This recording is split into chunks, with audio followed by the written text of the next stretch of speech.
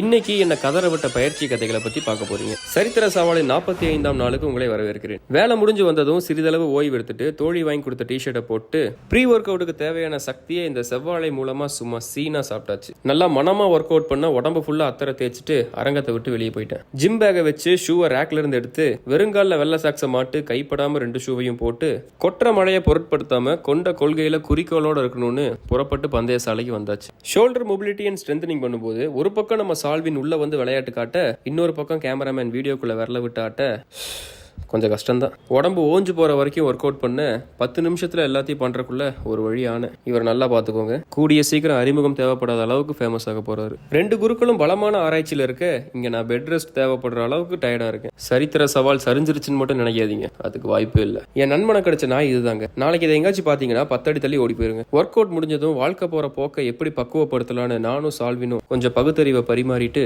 கம்பி மேல கொஞ்ச நேரம் ஆடிட்டு எங்கள் குழுவின் ஒரு பிரபுதேவா இவர் தான். கடைசியா கொஞ்சம் காஃப் ரைஸ் பண்ணிட்டு கார்னர்ல நின்று போசிங் பண்ணிட்டு